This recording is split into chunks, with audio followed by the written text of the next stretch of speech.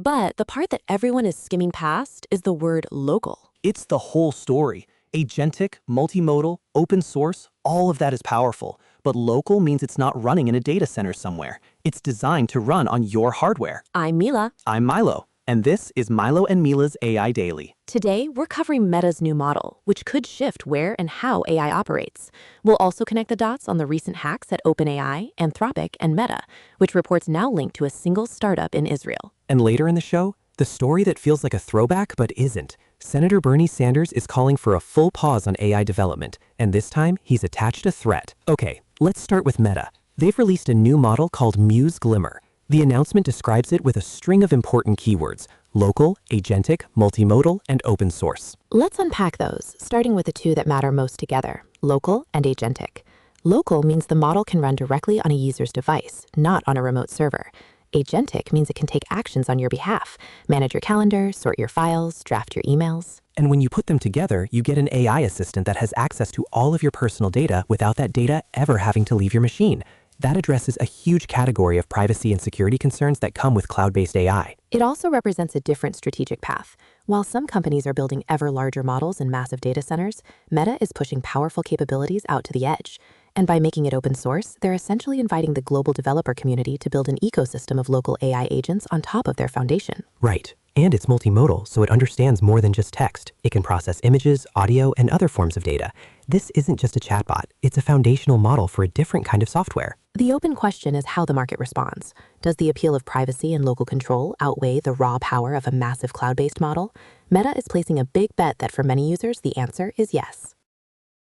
From an open source release to a closed-door security issue, for a while now, there have been reports of rogue AI attacks targeting major labs.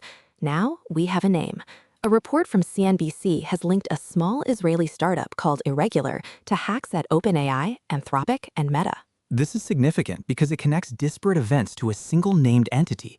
It suggests this wasn't the work of scattered, independent actors, but a coordinated effort. The security teams at these major labs were all dealing with a common adversary. And it raises a difficult set of questions about the AI supply chain. These labs are at the frontier of AI development, with some of the most advanced security protocols in the world. Yet one small, relatively unknown startup was allegedly able to breach them. It reframes the security conversation. It's not just about protecting the models themselves from misuse. It's also about the corporate espionage and state-level competition that now surrounds this technology. The most valuable asset is no longer just the code. It's the model weights, the training data, and the research itself. The report doesn't detail the exact nature of the hacks, but naming Irregular is the first step toward public accountability.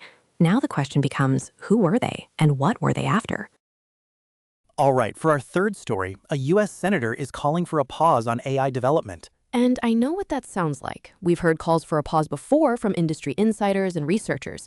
This is different. An exclusive from Axios reveals Senator Bernie Sanders is now the one urging leading AI CEOs to halt development. The source is what makes it new. This isn't the Future of Life Institute. This is a two-time presidential candidate and one of the most recognizable figures in American politics. He's bringing the pause argument from the heart of the AI debate into the center of the mainstream political one. And he added an ultimatum. Sanders warned that if the industry doesn't voluntarily pause to consider the risks, lawmakers will intervene. That's not a philosophical appeal. It's a direct threat of regulation. Which raises the next question. What would that intervention even look like? How would Congress legislate a pause on a global, distributed, and often open-source field of research? You can't just pass a law telling a repository of code to stop working. It signals a potential shift in the political calculus, though. Up until now, the conversation in Washington has been dominated by how to accelerate AI development to remain competitive. Sanders is introducing a counter-narrative that focuses entirely on the brakes. The industry now has to respond not just to an open letter, but to a senator with subpoena power. And now for what's also happening in AI. A planned Amazon data center in Texas is raising environmental alarms. According to a report in the New York Times, the facility is being built with its own natural gas-burning power plant. And critics are worried about the scale. The concern is that it could become the single most polluting power plant in the United States. It's a stark reminder of the physical world cost of digital infrastructure. The demand for more powerful AI is leading to a massive demand for energy.